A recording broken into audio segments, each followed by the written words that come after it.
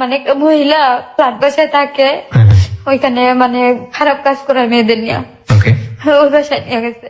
জি শুরু করুন আপনি রোজি, আপনি একেবারে ছোটবেলা থেকে যেখান থেকে মনে আছে। আমার যখন 4 বছর বয়স, তখন আমি একটু বুঝতে পারি, তখন দেখি যে আমি আমার দাদা দাদির কাছে, আমার ছোট একটা ভাই আছে, সেও দাদির কাছে। আচ্ছা, ওই সময় একবারে শিশুকালে আমার মায়ের কথা মনে নাই, তো আমার দাদা দাদির সবাই জিজ্ঞেস করতাম যে সবারই তো মা আছে, তা আমার মা কই? তো ওরা কেউ কিছু বলে নাই। তো না বলাতে কেউ বলতো যে তোর মা মারা গেছে, কেউ বলতো তোমার মা চলে গেছে, কেউ বলতো তোমার মা বেড়াইতে গেছে, আসতেছে, এক একজন এক এক কথা বলতো। সবাই আমাকে আদর করতো অনেক, মার কষ্টটা বুঝতে দিত না। তো দেখতাম যে আমার ভাইয়াটাও ছোট, আমি বড়, আমার ভাই ছোট।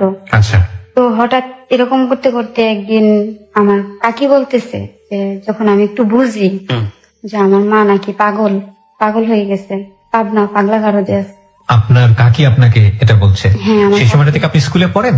ওই সময়টাতে স্কুলে পড়েন? কোন ক্লাসে পড়েন? ওই সময় আমি ক্লাস 1-এ। ক্লাস 1-এ পড়েন। আমরা এই প্রশ্নটা এই জন্যই জিজ্ঞেস করেছি যে ওনার বয়সটা বোঝার জন্য। যাই হোক, হ্যাঁ বলুন।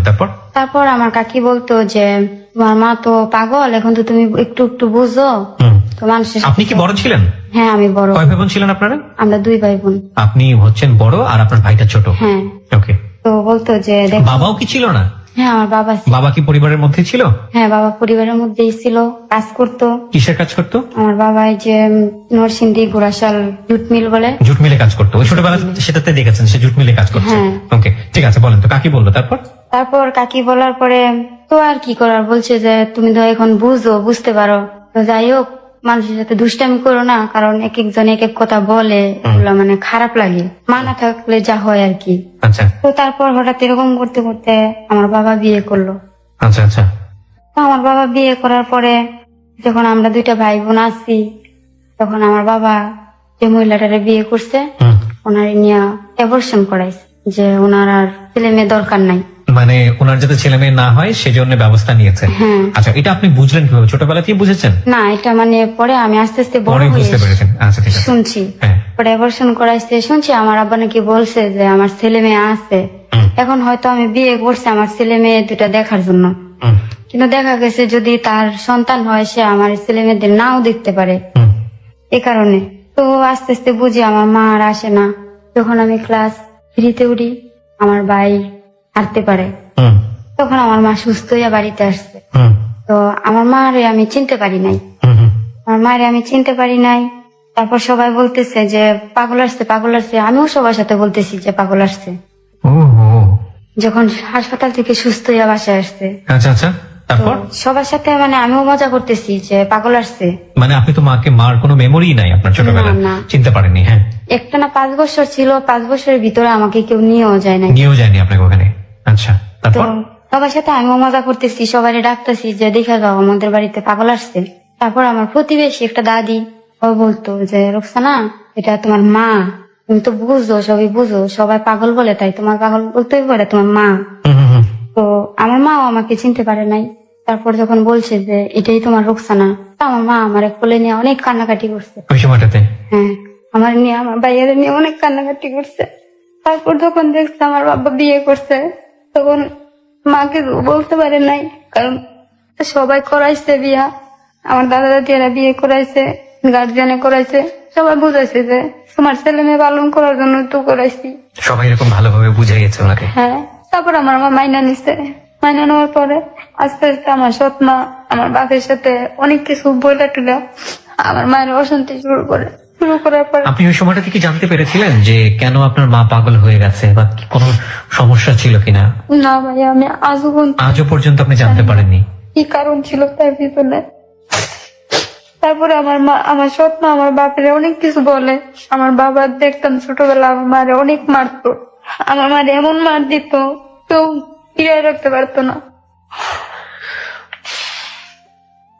তারপর একটা সময় আমার মা চলে যায় আমার নানির বাড়িতে চলে যায়। আমার নানা নাই, তখন নাকি আমার বয়স 21 দিন, তখন নাকি আমার নানা মারা গেছে। তো আমার কোনো মামা নাই, অনেক বড়, আমার একটা মামা সবার ছোট, আর আমার মা খালা সবাই মিলে 3টা বোন। তো তাদের সমস্যা, তো ওইখানে গিয়ে করে না, আবার কিছুদিন থেকে আবার আমাদের বাড়িতে আসে। আবার হয়তো এক সপ্তাহ ভালো থাকলে এক সপ্তাহ পর থেকে আবার শুরু অশান্তি।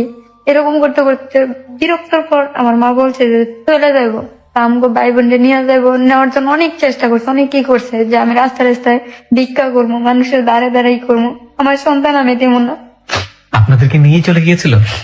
না, আমাদের দেয় নাই।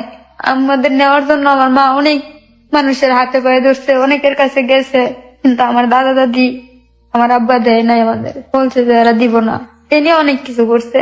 তারপর যতবার আমার মা আসছে আমাদের নেওয়ার জন্য ততবারই আমার মায়ের মায়েরা দিচ্ছে। আপনার বাবা মারতো? হ্যাঁ, মায়েরা দিত। দেখা গেছে যাইতাম ছাগল চড়াইতে যাইতাম, ছাগলের ঘাস কাটতে যাইতাম, চকের মধ্যে হঠাৎ আমার মা আসতো, তো ওইখান থেকে আমাদের নিয়ে চলে যেত। আচ্ছা আচ্ছা। মানে বাড়িতে না বললা চুরি করে। তো যাদের সাথে যাইতাম শুধু তাদের বলতাম যে কই যে আমরা মার সাথে চলে গেছি। সৎ মা অত্যাচার করতো? সৎ মা কি খাবার দাবার ঠিক মতো দিত? না, আমরা সৎমার কাছে সাথে খাই নাই। আমার দাদা দাদি আছে, চাচা আছে, তাদের সাথে খাইতাম। আমার আব্বা আমার সৎমা খাইতো আলাদা আলাদা? হ্যাঁ, তো আমাদের ভাই বোনের খরচটা আমার বাবা দিত। আচ্ছা আচ্ছা।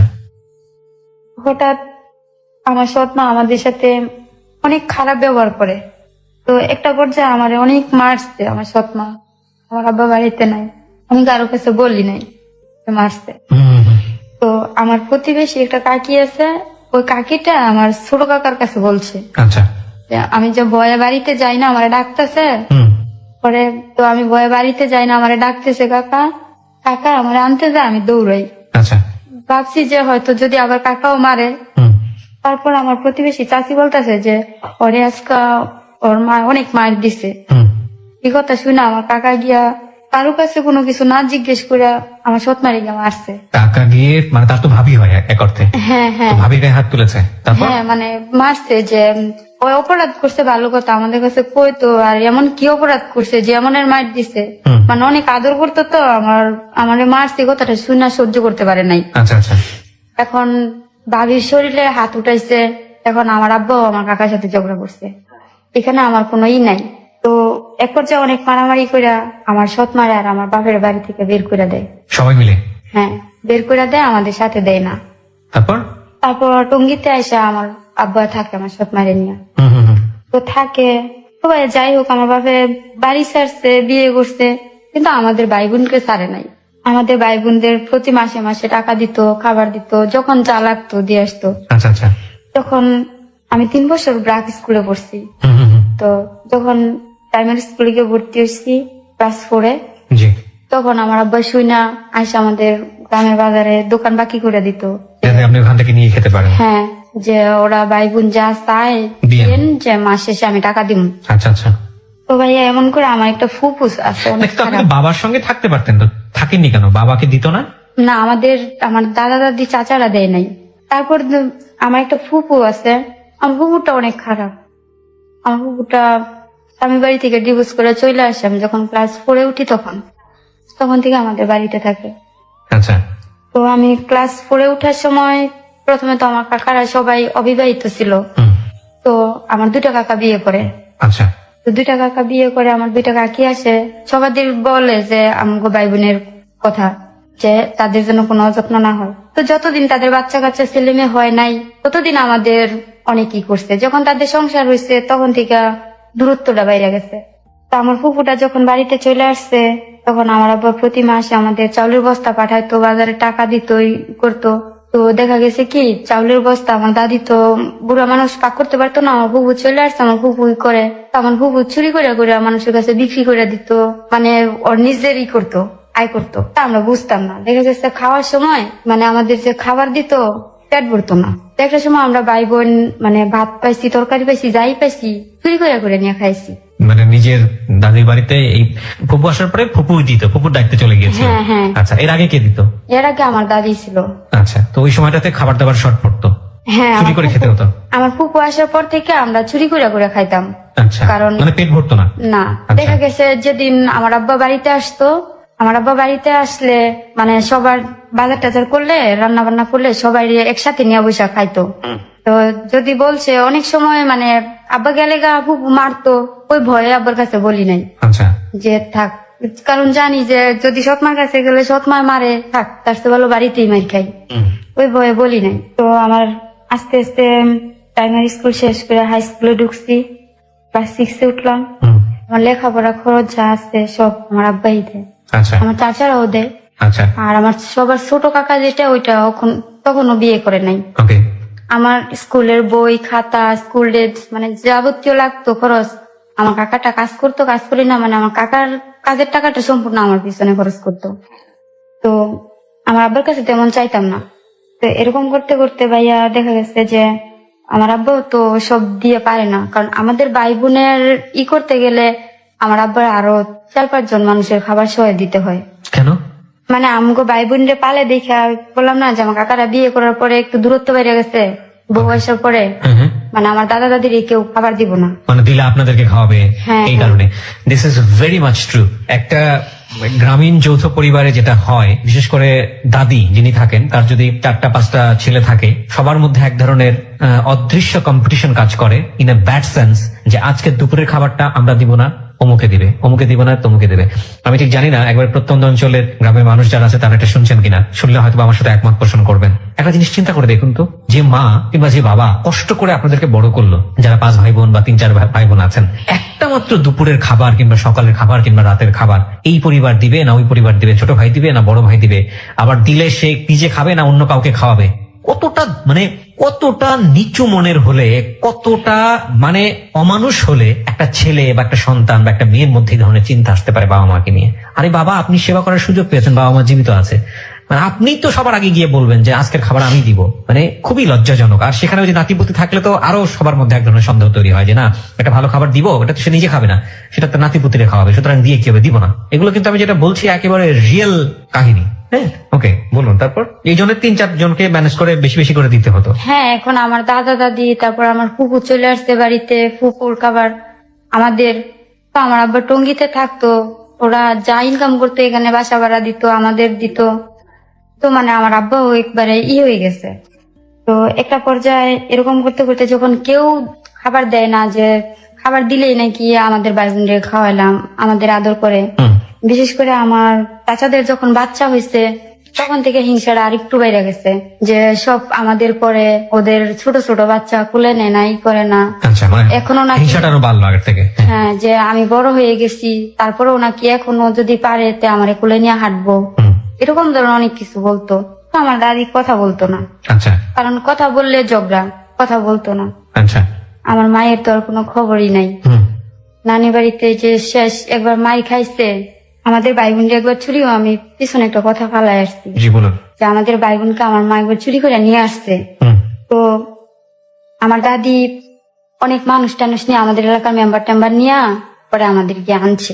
তো এই যে সিচুয়েশন গুলো আপনি দেখতেন, মা একবার টানা হেসরা করছে, বাবা নিজের কাছে নেই, দাদির বাড়িতে মানুষজন ভালো চোখে দেখে আবার দেখে না, কেমন লাগতো ছোটবেলায়? এই প্রশ্নটা আমি একেবারে বেকুবের মতোই করলাম।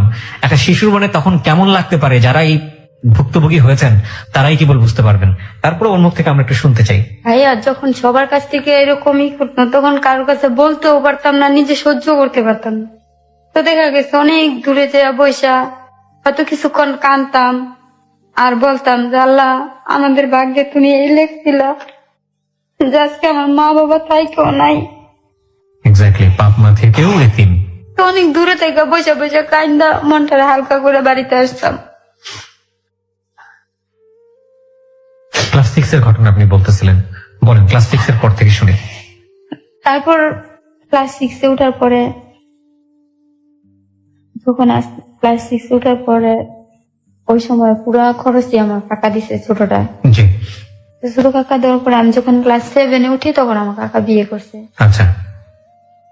তো আমার কাকা বিয়ে করছে, বিয়ে করার পরেও যে দেখা গেছে যে আমার কাকির একটা জিনিস লাগবে, আমার কাকি বলছে, তো আমি যদি বলছি যে কাকা আমার এই জিনিসটা নাই, তো দেখা গেছে কাকার কাছে 10টা টাকাই আছে, কিন্তু কাকিরও দিতে হইব, জিনিসটা না দিলে না হইব। কিন্তু আমি যদি বলতাম তো ওই জিনিসটা না দিয়ে আমারে দিত। আচ্ছা আচ্ছা। তো এটা দেখা আমার কাকি মানে অনেক আজে বাজে কথা বলতো। তো আজে বাজে কথা বললে আমার কাকি অনেক মারতো আমার কাকা। প্রথম দিকে এটা? হ্যাঁ, মারতো। মারলে দেখা গেছে যে মারার পরে কিছুদিন কাকি আবার আমাদের সাথে ভালো করে। আচ্ছা। কিছু করে না। তো আবার রাত্রেবেলা যদি কাকা কিছু নিয়ে আসতো কাকির জন্য, তো যদি বলতো যে একটু খাও, একটু সকালে রোকসানারে দিও, আচ্ছা, এই ঝগড়া করতো। মানে আপনাদেরকে সহ্য করতে পারতো না আর কি। না আচ্ছা, তখন কি কাকার বাচ্চা কাচ্চা কিছু হয়েছে? না না, তখনও বাচ্চা কাচ্চা ছিল বাচ্চা না? কাচ্চা হয় নাই। আচ্ছা, তো এরকম করতো। তো কাকার কাছে আমি ভয়ে একবার যদি বলতাম তো আবার বলতাম না। যে ও মারামারি করবে। হ্যাঁ, আমার আব্বার কাছে বললে আমার আব্বা বলতো যে আমি আর কি করবো, আমি তোমার খাওয়াই আমার করতাম, লেখাপড়া করার মতো খরচ দিতে পারতাম না। হুম, ঠিক আছে, তো দিত না। তো দেখা গেছে যদি আমার একটা খাতা শেষ হইতো, তখন দেখছি যে আর পারতেছি না, তখন যে কাকারে বলতাম কাকা আমার খাতা নেই। নয়তো যে স্কুলে যাওয়ার সময় যদি 2 টাকা 3 টাকা দিত হুম, কাকা কি দাদা, ওই টাকাটা আমি রাইখা দিতাম। হুম, রাইখা দিয়া একটা কলম শেষ হইতো, ওই সময় একটা কলম 3 টাকা ছিল, হুম, হুম, হুম। একটা কলম শেষ হইতো, আমি একটা কলম নিয়ে আসতাম, যে তাও কিনা খাতা বানাইতাম। সবাই এমনি খাতা কিনে আনতো, আমি দিস্তা তাও কিনা খাতা বানাইতাম। ওকে। তো সবাই একটা স্কুল ড্রেস দেখতাম 6 মাস পড়তো, আর আমি একটা স্কুল ড্রেস 2 বছর পড়তাম। হুম, হুম, হুম, তো এরকম করতে করতে আমার ক্লাস 7টা শেষ হলো। যখন ক্লাস 8-এ উঠছি, তো ভালোই নিজের ইতে যতটুকু পারছি, আমি ফেল করি নাই কোনো ইতে। প্রাইভেট পড়া কি জিনিস ভাই আমি জানি না, আমি বলতে পারবো না। তো যখন ক্লাস 8-এ উঠি, তখন আমার আব্বা সবাই বলে যে এখন তোমার মেয়ে বড় হয়েছে, আর গ্রামে বিশেষ করে যা হয় আর কি, যে এখন মেয়ে বড় হয়েছে, এখন মেয়ে এই বাড়িতে যায় ওই বাড়িতে যায়, সন্ধ্যার পরে ঘরে থাকে না, বাড়িতে এসে বড়। এইসব কমপ্লেন দেওয়া শুরু করে। হ্যাঁ, মানে গ্রাম এলাকা তো, দেখা গেছে আমাদের এখানে টিভি নাই, জি, টিভি দেখতাম। ওই সময় একটা অনুষ্ঠান হতো, ওই যে আলিফ লাইলা, জি, তো ওই অনুষ্ঠানটা দেখার জন্য দৌড়াইতাম। তারপরে যে আমাদের গ্রামে সবার কাছ থেকে 10 টাকা 5 টাকা করে উঠায়া জি, যে ভিডিও না দেখতো সবাই, জি, সিডি। যে হ্যাঁ, তো ওটির মধ্যে যাইতাম দেখতাম। তো এদিনিয়া সবাই মানে বলতো আমার আব্বারে। আচ্ছা, তো আমার আব্বা বলছে যে ঠিকই তো, যে যাই হোক আমার সন্তান। তো আমার আব্বা বাড়িতে এসে পড়ছে। আচ্ছা, আমার আব্বা বাড়িতে এসে পড়ছে, বাড়িতে আসার পরে মানে যখন- আপনাদের জন্য বাড়িতে চলে এসছে। হ্যাঁ, তো দেখা গেছে যে আমার আব্বা বাড়িতে আইসা, তো আমাদের গটর তো আগে সব ভাঙ্গা টেঙ্গা ছিল, আবার গটর উঠাইছে ই করছে। তো আমি কখনো ই করতাম না। তো আমার আব্বা বাড়িতে আসার পর আমি শুধু আমার আব্বার কাছে শুইতে চাইতাম। আচ্ছা, মানে সবাই আমার অনেক বকতো, অনেক বকাঝকা করতো, এমনকি আমার অনেক মারতো এটা নিয়ে, যে বাবার কাছে কেন যাস? যে আমি বড় হয়েছি, আমার লজ্জা নাই, এই নাই সেই নাই। It's a very important thing.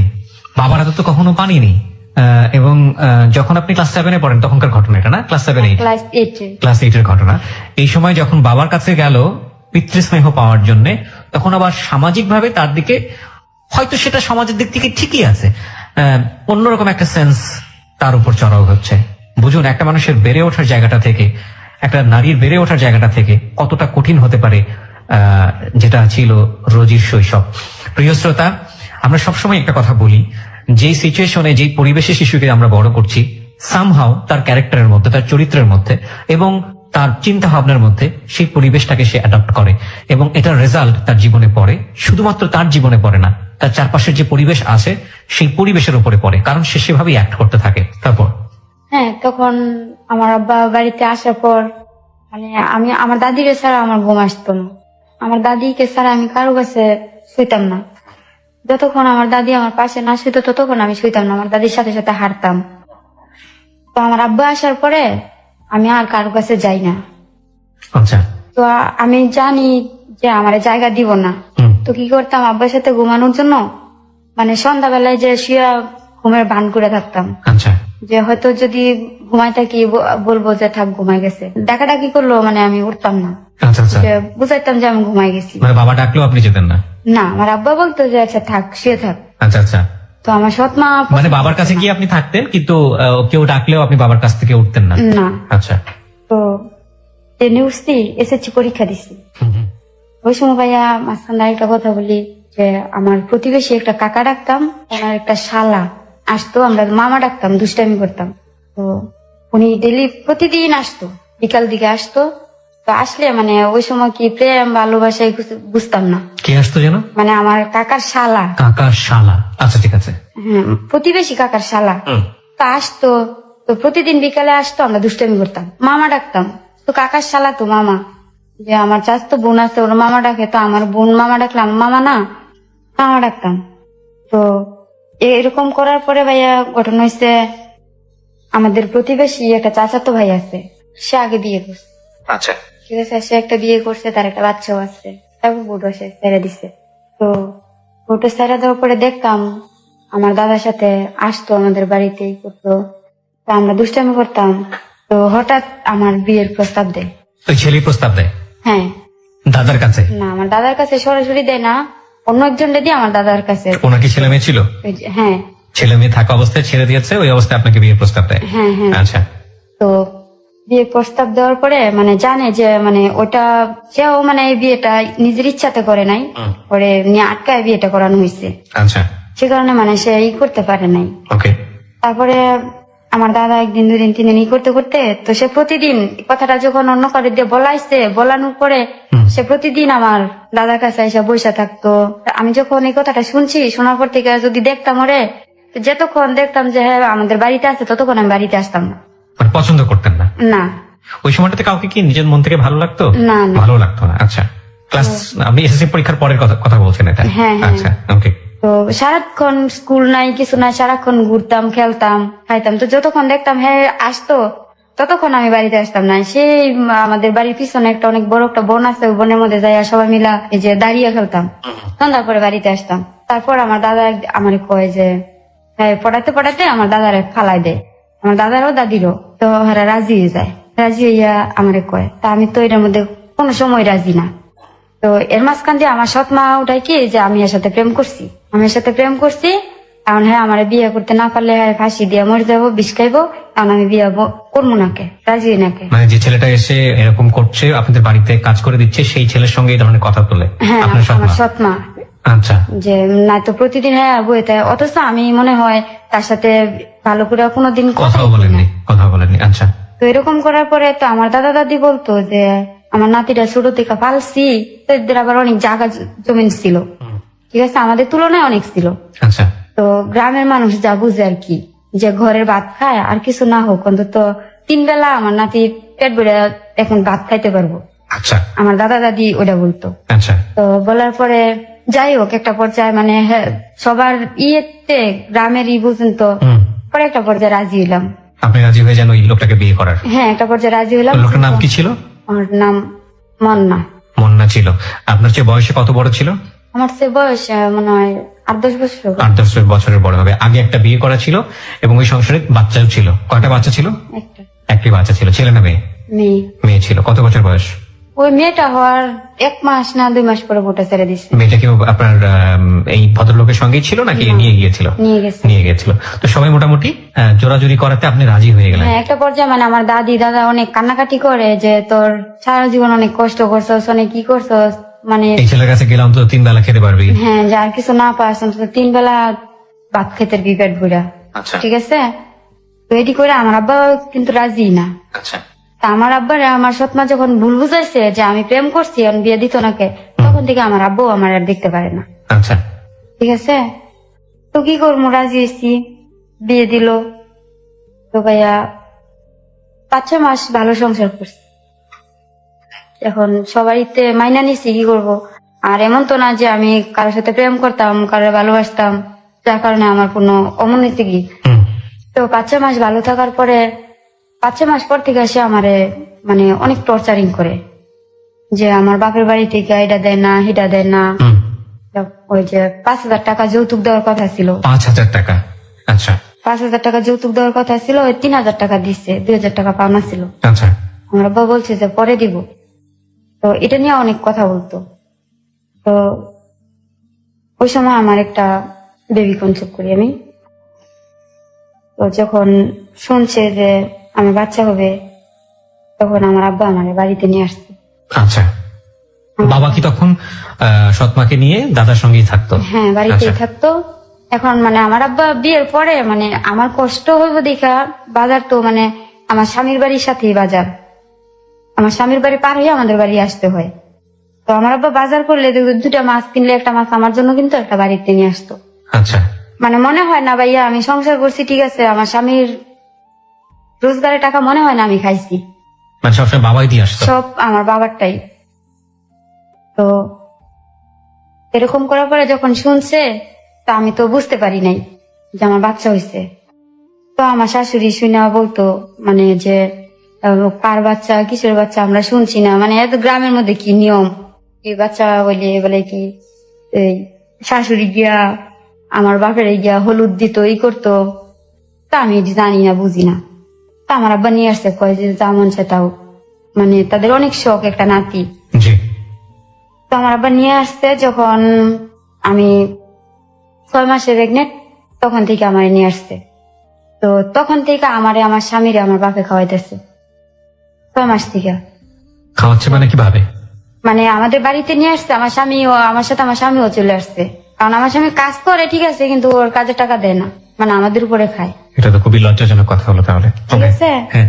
তো আমার ছেলে হইলো, ছেলে হয়েছে, ছেলে হওয়ার পরে মানে সবাই অনেক খুশি।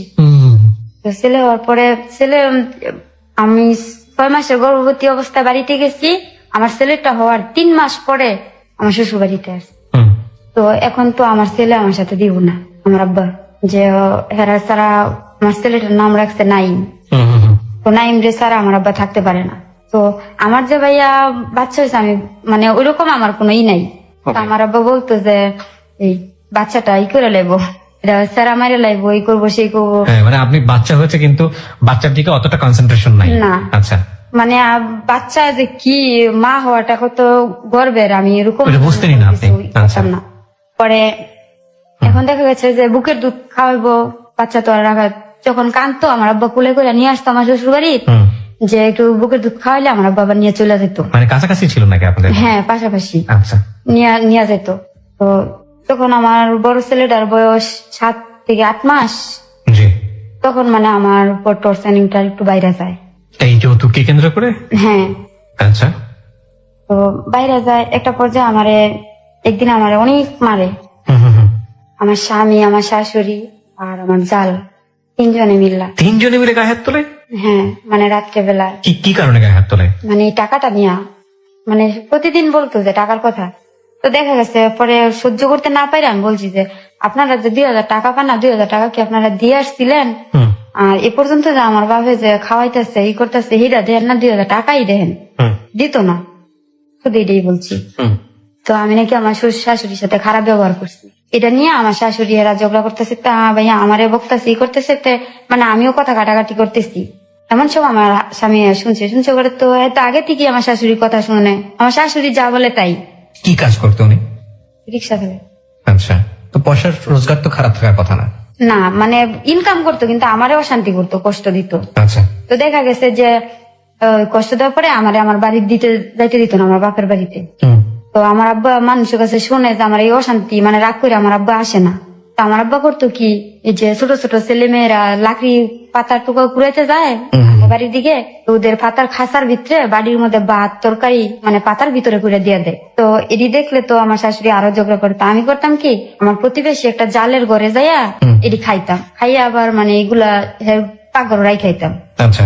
আমার জালের মাইয়া আইনা দিত, ওই ঘরে বইয়া খাইতাম, ওই ঘরে আবার রাই খাইতাম। আচ্ছা আচ্ছা। তো এরকম করতে করতে তো ওই দিন ভাইয়া ছিল বৈশাখ মাস, অনেক ঝড় বৃষ্টি, অনেক তুফান। তো কথা কাটাকাটির মধ্যে আমার মারে, তো এমন মায়ের দিচ্ছে। তো জল বৃষ্টির মধ্যে গ্রাম এলাকায় এমনি তো কারো করে কেউ যায় না, ঠিক আছে। সন্ধ্যার পরেই কিভাবে জানি কেমন একবারে নীরব হয়ে যায়। পরে ওরা ভাবছে আমি মারা গেছি। ওহো।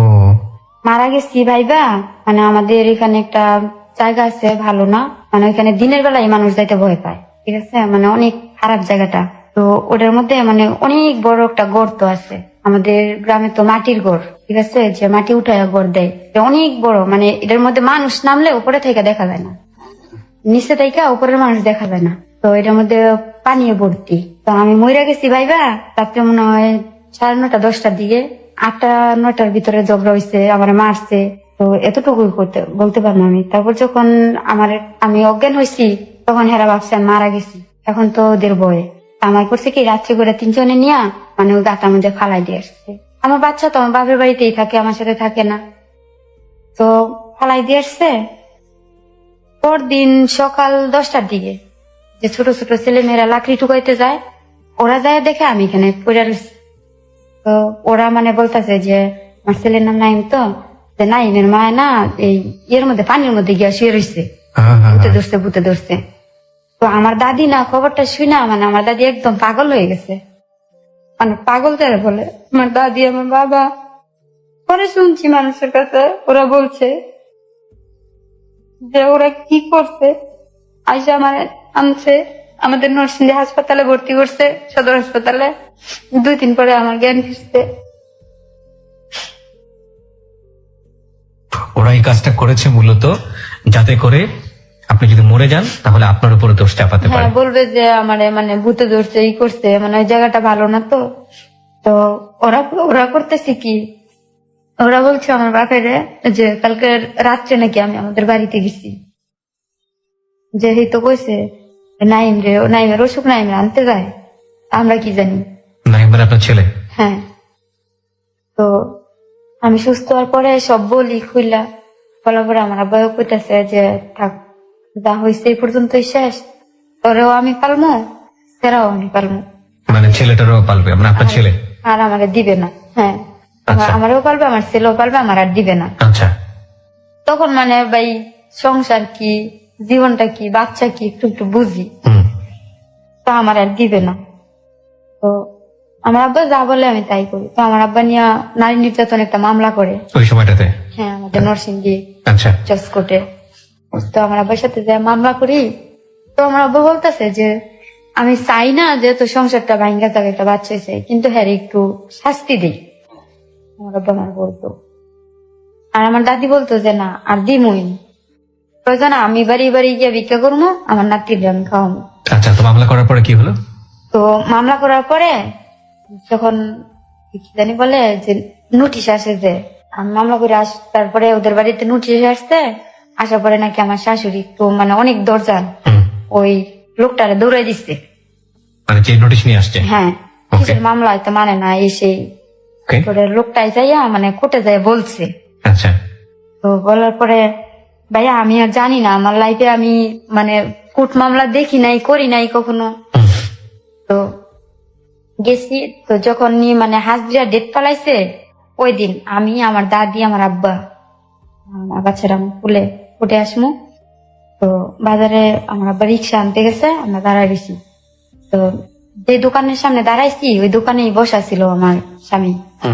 তো আমাদের শোনায় বলতেছে যে আজকে জামু যে শ্বশুর বাড়ি লাল দালানের ভাত খাইতে, দেই আমার একে আটকায় ফিরায়, মানে অনেক কিছু আপনাদেরকে শুনিয়ে শুনে বলছে? হ্যাঁ। ওকে। তো আমার শাশুড়ি গেছে, আমার বাসুর গেছে, স্বামী গেছে, আমরা গেছি। তো যাওয়ার পরে ভাইয়া আমি শুধু আমার বাচ্চাটা কোলে নিয়ে কাঠগোড়ায় দাঁড়াইছি, এতটুকু বলতে পারবো। শুধু মানে কাঠগোড়ায় দাঁড়াইছি আমার বাচ্চাটা কোলে নিয়ে। আর এই জজ সাহেব উনি শুধু আমার বাচ্চাটা দেখলো, আমারে দেখলো, তারপর মানে ওদের আটকাই দিল। ঠিক আছে, এবার আটকাই দিচ্ছে। আটকাইছে পরে আমি মানে আমার কিছু জিজ্ঞেস করে নাই, না জিজ্ঞেস করে আটকে দিয়েছে? হ্যাঁ, কিছু জিজ্ঞেস করে নাই। তো জিজ্ঞেস করে নাই, তো পরে শুনছি আর কি, দ্বিতীয় হাজিরাতে যাওয়ার দিয়ে পরে শুনছি যে আমার বাচ্চাটা নাকি অনেক কান্না করছে ওর কাছে যাওয়ার জন্য, বাবার কাছে যাওয়ার জন্য। ওই যে জজ সাহেব ছিল উনি নাকি দোতলায় ছিল, তারাই নাকি দেখছে যে ওর বাপে মানে বাদাম খাইতেছে আর অন্য 2-3টা মেয়ের সাথে হাসাহাসি করতেছে। আচ্ছা। আমার বাচ্চাটা নাকি 2-3 বার ব্যথাও পাইছে পইরা, তাও ডাক দেয় নাই, নাই নাই। আচ্ছা, তো আটকায় দেওয়া বলে বলতে আপনি কি বোঝাচ্ছেন? মানে মানে জেলখানায় নিছে গা, আপনার জামাইকে জেলখানায় নিল? অ্যারেস্ট করছে। আচ্ছা।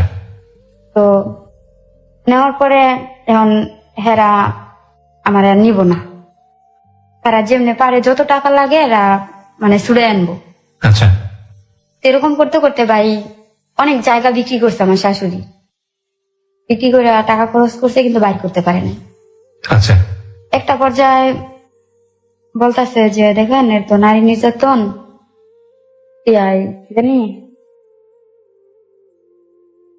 কি জানি মা ও শিশু মামলা না কি জানি মামলা। আচ্ছা আচ্ছা, ঠিক আছে, হ্যাঁ মামলার নাম না বললেও চলবে। হ্যাঁ। তো ওর বউ ছাড়া এই মামলাটা দাবি হইতো না, মানে আপনি গিয়ে যদি ছাড়াই নিয়ে আসেন তাহলে ছাড়াতে পারবেন, ওরা ছাড়তে পারবে না। নাতে পারবো না। আচ্ছা, তো আমার আব্বা বলছে যে ঠিক আছে ওরে বার করে আনবো, কারণ আমার মায়ের নামে কও যে কতটুক জায়গা লিখে দিত।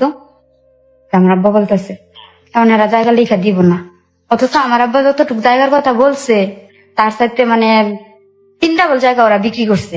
আচ্ছা, তো যখন এক পর্যায়ে পারে না তখন আমার বাচ্চারা অনেক কান্দে, বাপের জন্য অনেক কান্নাকাটি করে।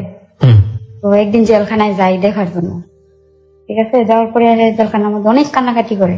আচ্ছা, তো কান্নাকাটি করার পরে আমার মায়া লাগে, তো বাচ্চাটাও কান্দে, হ্যাঁ ও কান্দে, থাক। মানে জামাইও কান্নাকাটি করছে। হ্যাঁ, তো ভাবছি যে ভাই জীবনে বাপ মা থাকা সত্ত্বেও বাবা মার আদর পাইছি না, আমার মতো কি আমার সন্তানও? তো ওই কথাটা বাড়িতে কারো কথা না বললে আমি আমার শাশুড়ির সাথে পড়তে যাইয়া তো আপোষনামার মধ্যে আমি সিগনেচার করি যে আমরা মীমাংসা হয়ে গেছি, স্বামী স্ত্রী মিলে গেছি। আমি সাইন করে দেওয়ার পরে মানে ওরা জামিন দেওয়া দেয়।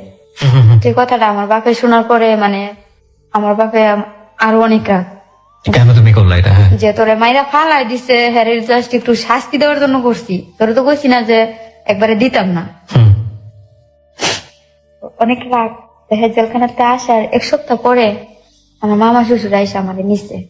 আচ্ছা, নেওয়ার পরে ও জেলখানাতে বের হওয়ার 2 মাস পরে আমি আবার প্রেগনেন্ট। মানে কনসিভ করেন আবার? হ্যাঁ। জেলে ছিল কতদিন? 3 মাস। 3 মাসের মতো জেলে ছিল। হ্যাঁ। আচ্ছা, তারপর তো জেল থেকে আসার 2 মাস পরে আমি আবার হই। কনসিভ করেন? হ্যাঁ, তখন আমার বাপের বাড়ি, আমার বড় ছেলে তো বাপের সাথেই থাকে, দেয় না, ওর টেনশন করি না। তো দেখা গেছে একটা উস্তিলা পাইছে, আমি নাকি করবো। তারপরে আসার 2 মাস পরে আমি আবার দ্বিতীয় বাচ্চা করি। করার পর দেখা গেছে আমার মানে আমি আমার সংসারটা গুছাইতে চাইতেছি, জি, কারণ সে একটা সূত্র ধরছে আমার জন্য, জমি বিক্রি করছে, এই করছে সেই করছে। মানে ওরা যে করছে, আমি যে বলতাম মানে মাঝে মধ্যে ভয় দেখাইতাম যে আমি কিন্তু মামলা উঠাই নাই, জি। আমার অশান্তি করলে মারলে আবার যাম। তো এরা যে মানে একবারে আপোষনামা দিয়ে দিচ্ছে ওইটা আর আমি জানতাম না, ঠিক আছে, মানে একবারে করে মামলাটা উঠাই নিয়ে আসছি। হুম। আপনি কি মামলা একবারে তুলে নিয়ে আসছিলেন? মানে আমি জানতাম না, ওরা বলতো যে জাবিন নামা, কিন্তু আলটিমেটলি আপনি সাইন টাইন করে একেবারে মামলাটা তুলে দিয়েছেন, যাতে আর মামলা আর নাই। মানে ওরা ওই কাজটা করেছে, ওরা করছে, কিন্তু আপনি আমার ভাবে সাইন বলছে করে যে দিয়েছেন। জাবিন নামা, তুমি সই দিলে তোমার মামলা থাকবো, তুমি খালি খালি কোনো রকম জাবিনই যাবে। বাইর করে নিবা। আচ্ছা, আচ্ছা। মাসে কিন্তু মাসে আলটিমেটলি মামলাটা উইথড্র করে নিয়েছেন আপনি। হ্যাঁ। ওকে, সেটা আপনি বুঝতে পারেননি, আপনাকে কারসাজি করে আপনার কাছ থেকে তুলে হ্যাঁ, নিয়েছেন। হ্যাঁ। ঠিক আছে, তারপর? তো তারপরে ওই আমার আবার অশান্তি করে। তো বারবার তো আর মামলা করা সম্ভব না, হুম, কারণ নিজের কাছে একটা লাগে। তখন আর মানে বাবার কাছে যাইও মানে কারো কাছে আর বলতেও পারি না যে আমার এরকম করে। হুম। তারপরে হ্যাঁ কাজ করে না, একদিন আচ্ছা। কাজে গেলে 2 দিন কাজে যায় না, 2 দিন গেলে 3 দিন কাজে যায় না, Okay. বাজার টাজার আনে না, মানে অনেক কষ্ট। ওকে। আমি মানুষের বাড়িতে কাজ করি, কাজ করে যাই করি খাই। হুম, তো আমাদের এলাকায় নতুন একটা ফ্যাক্টরি তৈরি হচ্ছে, তার ওই ফ্যাক্টরিতে চাকরি নিই। আচ্ছা। ফ্যাক্টরিতে চাকরি নেওয়ার পরে কিসের চাকরিটা? যে স্পিনিং মিল, স্পিনিং মিল, মানে গার্মেন্টস এর চাকরি? হ্যাঁ চাকরি নেই ভাইয়া, বেতন মাত্র কাজ, তো আমি আগে কোথাও কাজ করি নাই, হুম। 970 টাকা বেতন। ওই কনসিভ করার অবস্থাতেই? হ্যাঁ, আচ্ছা। তো মানে ওই সময় বুঝি নাই যে আমি কি করছি। তারপর যখন বুঝতে পারছি তখন কি করবো, এটা নিয়েই আমি কাজ করি, হুম, ঠিক আছে। তো এটা নষ্ট করার জন্য অনেক করছি। 2 দিন হাসপাতালেও গেছি, যাওয়ার পরে মানে যতদিনই বলছি যে আমি এটা রাখবো না, হুম, হুম। ততবারই মানে আমার বড় ছেলেটা অনেক অসুস্থ হয়ে যায়, আচ্ছা, আচ্ছা।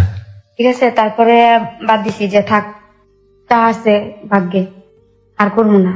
একটার জন্য আমি 2টা হারামো, পরে আর করি নাই।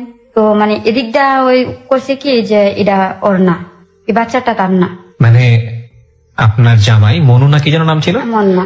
মুন্না। মুন্না আপনার সেকেন্ড বেবিটা অস্বীকার করছে যখন বেবিটা পেটে। হ্যাঁ, আচ্ছা। এই বাচ্চাটা তার না। আমার শাশুড়িও বলে, হ্যাঁ বলে যে বাচ্চাটা তার না, মানে স্বীকারই করে না, আমার অনেক টর্চারিং করে। কমপ্লেক্সিটিটা কোথায় গিয়ে দাঁড়িয়েছে প্রিয় শ্রোতা, একবার চিন্তা করে দেখুন।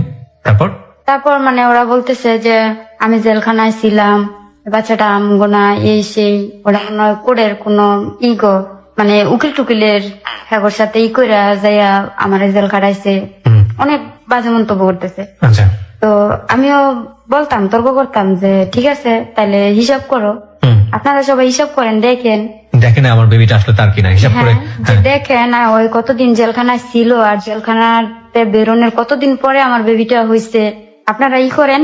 পরে এটা নিয়ে অনেকদিন তর্ক বিতর্ক চলতো। তারপর মাঝখান দিয়ে কই থাক, ওরা যখন অস্বীকার করে যে এটা হ্যাগো না, এই কারণে আমি আর বেবিটা নষ্ট করবো না, হুম, হুম, হুম। ঠিক আছে।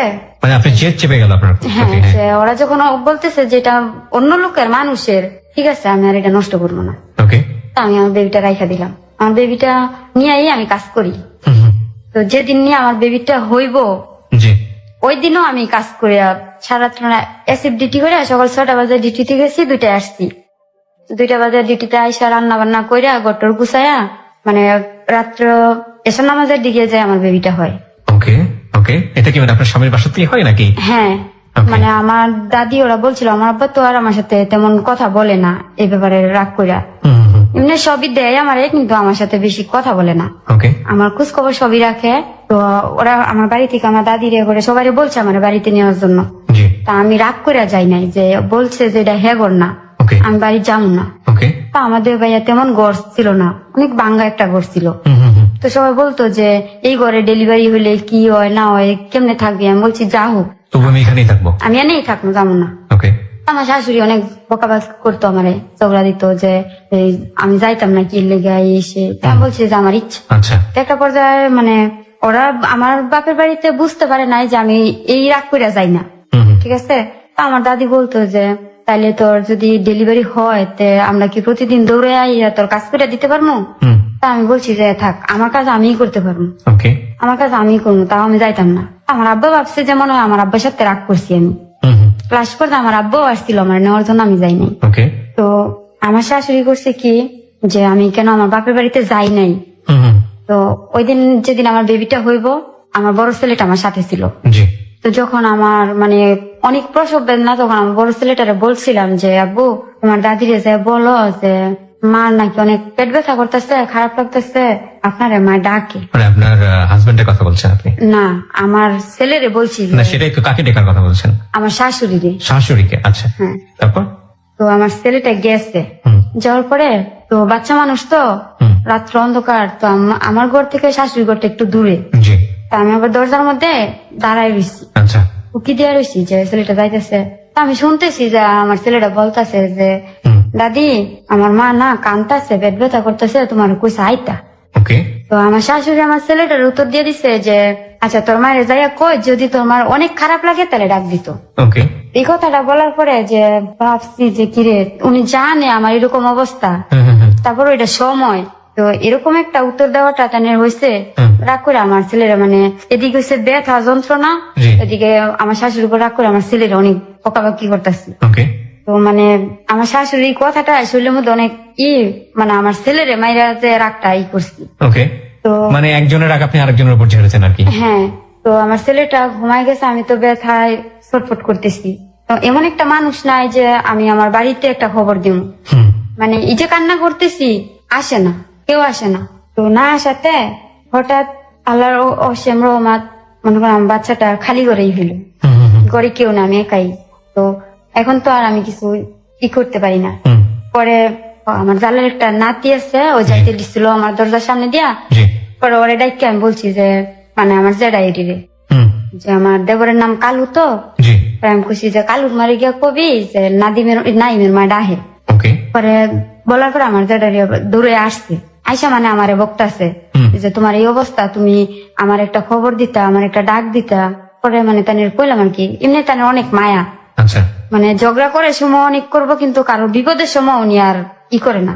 আচ্ছা, পরে যা করার উনি সব করছে। তারপরে আমার শাশুড়ি আসছে, পরে মানে বাচ্চাটা সব দোয়া মুসা টুসা ই করছে, পরে আমার শাশুড়ি আসছে। হুম, হুম, হুম, আসার পরে মানে আমার শাশুড়ি, আমি আর কথা বলি নাই, কেন আসছে ভালো কথা, কি হয়েছে। আমার শাশুড়ি বলতেছে যে সেরা হয়েছে। আমার শাশুড়ি দেখছে গেছে। দেখে চলে গেছে। হ্যাঁ, চলে যাওয়ার পরে হুম, তো আমার ওর বাকে আসছে বাজার থেকে, আসার পরে এখন দেখছে, কারণ আমার বাড়িতে যে খবর খুঁজছে, তো আমার বাড়ি থেকে সবাই আসছে দূরে রাত্রে। আসার পরে এখন আমার শাশুড়ি ঝগড়া করতেছে মিষ্টি খাওয়াইতো আমার বাপেরে। আচ্ছা, তো আমার বাপে যে কথাটা মনে রাখবো আমি জানতাম না। আমি ভাবছিলাম যে রাগটা মনে হয় আমার ভিতরেই আছে, যে বলছে বাচ্চাটা হেগর না।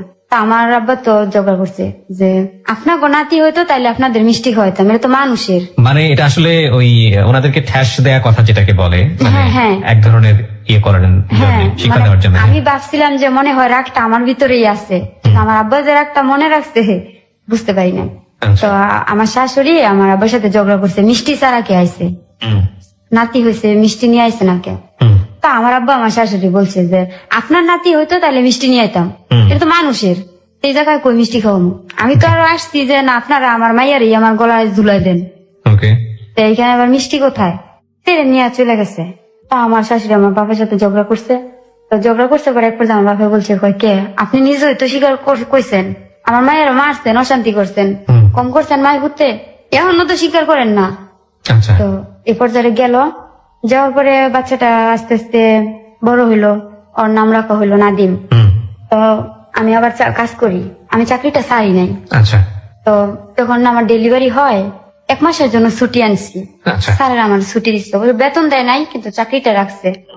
তো 1 মাস পর থেকে বাচ্চাটা মানে তখন তো আর নাইট ডিউটি করতে পারি না, জি। তখন আমি স্যারের কাছে বইলা আমি সকাল 8টায় যাই, রাত্রে 8টায় চলে আসি, ওকে। 12 ঘন্টা ডিউটি করি, যে রাত্রে বাচ্চাটা নিয়ে থাকতে হবে। তো এই অবস্থায় চাকরি করতে থাকি, সারাদিন বাচ্চাটা আমার দাদি রাখে, হুম, হুম, হুম।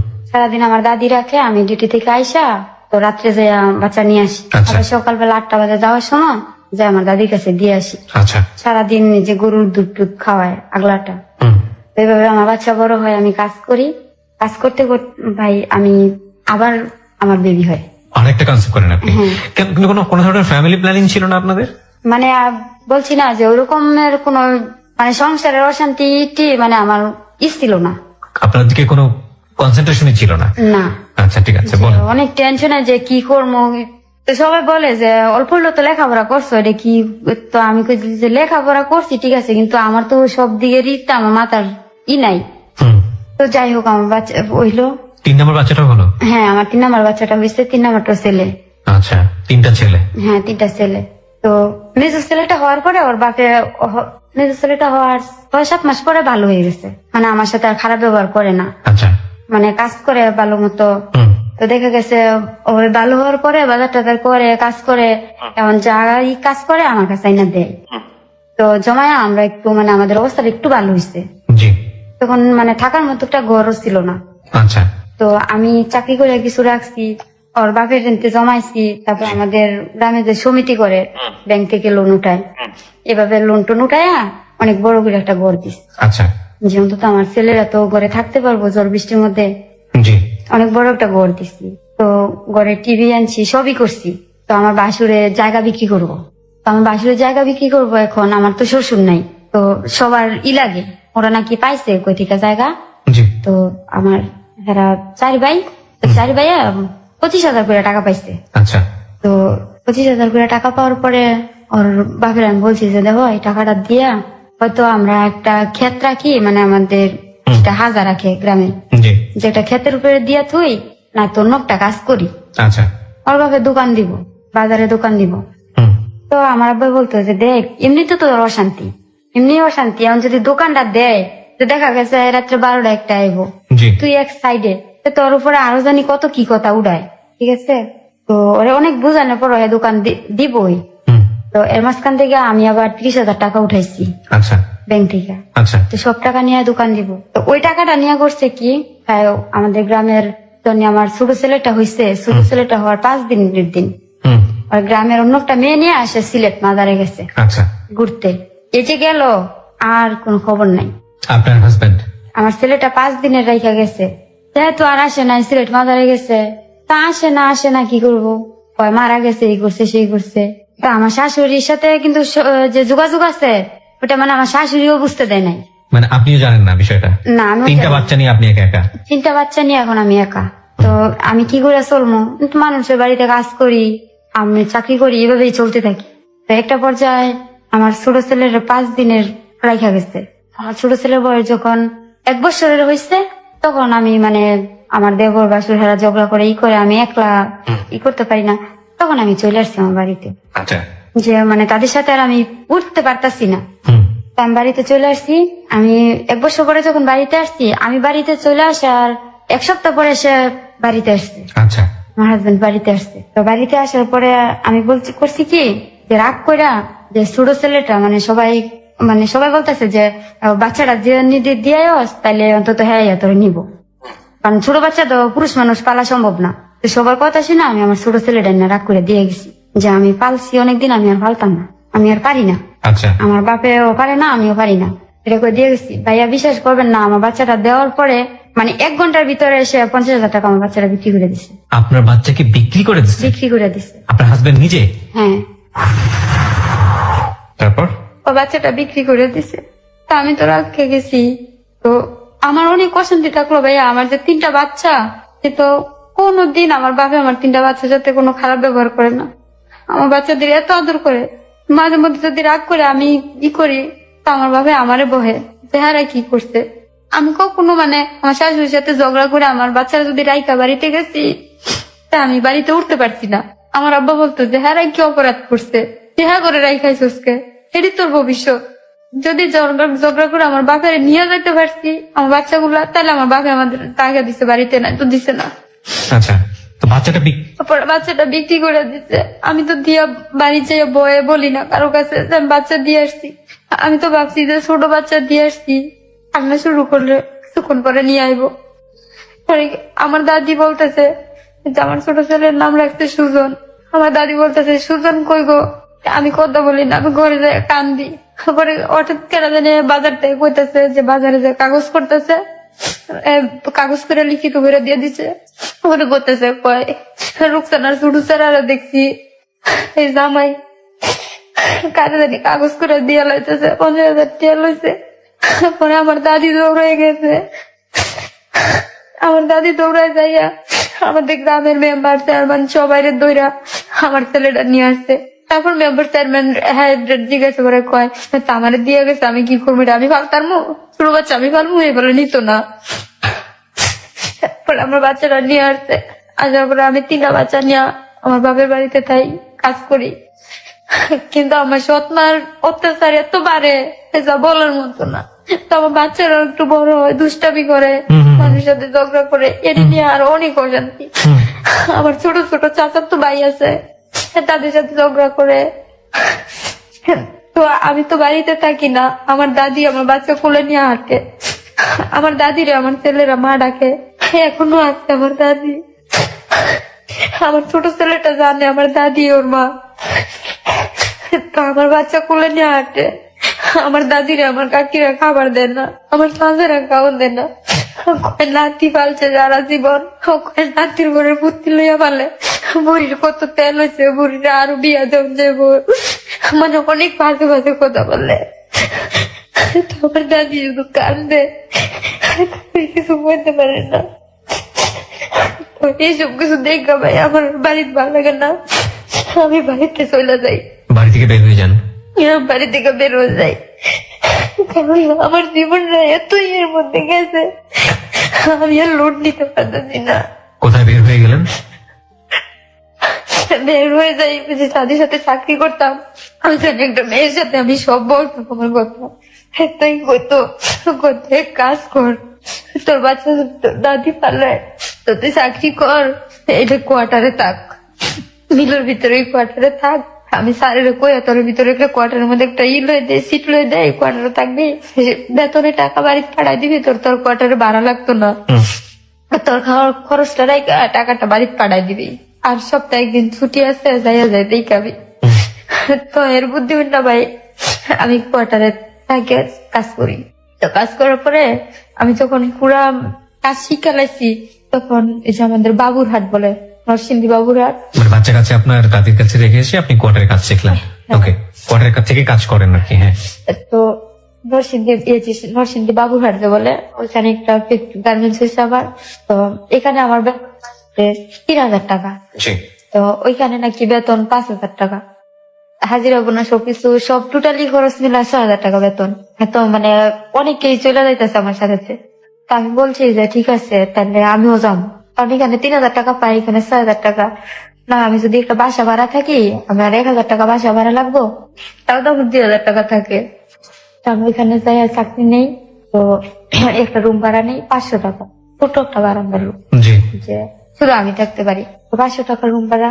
ভাইয়া যে বাড়িতে রুম ভাড়াটা নেই, মানে বাড়ির লিটা এত ভালো, আমার মনে হয় যে উনি আমার মা, উনি আমার এত বুঝায়, এতই করে। এমন আগে আসার সময় ওনার ফোন দিছি, কালাম আমি চাইতেছি আমার জীবন লাইফ স্টোরি বলার জন্য। উনি আমার এতই করতো, উনি নিজে না খাইয়া খাইয়া আমার খাওয়াইতো। আমি বাজার করতাম না, আমি উনার উপরেই খাইতাম। ও কইতো যে আমার বাচ্চারই দেখা ওনার মায়া লাগতো, আমার জীবনের কথাগুলো শুই না দেখা ওনারে নিয়ে গেছিলাম আমার বাড়ি। যাওয়ার পরে দেখা এসে সব দেখার পরে কইতো ওনারা মাঝে মধ্যে রুম ভাড়া সহ 1000 টাকা দিতাম মাসে। এমন করে ওনার বাড়িতে চাকরি করি। তো হঠাৎ করে আমার একটা বান্ধবী একটা ছেলের সাথে প্রেম করছে। তো প্রেম করার পরে বিয়ে করব, তো বিয়ে করব, তো ওর সাথে কোর্টে গেছি। আচ্ছা। কোর্টে যাওয়ার পরে যে কোর্টের মুহুরি আছে, ওই একটা মুহুরির সাথে পরিচয় হয়। হঠাৎ উনি দুষ্টামি করে, তখন আমি একটা মোবাইল নিছি। তো দুষ্টামি করে উনি বলতেছে যে তোমার নাম্বারটা দিয়ে যাও। তা আমি দুষ্টামি করে নাম্বার দিয়ে আসি। ওইখান নতুন মোবাইল নিছি, এমনিতেই শুধু নাম্বার উঠাইতাম, ফোন দিতাম, শুধু শুধু বানায় বানায় ফোন দিতাম। তো ভাবতাম যে ফোনে কথা বললে জানি কেমন লাগে। হ্যাঁ। তো দিয়ে আসছি, উনি কথা বলতো, আমি কথা বলতাম, উনি কোর্টের মুহুরি।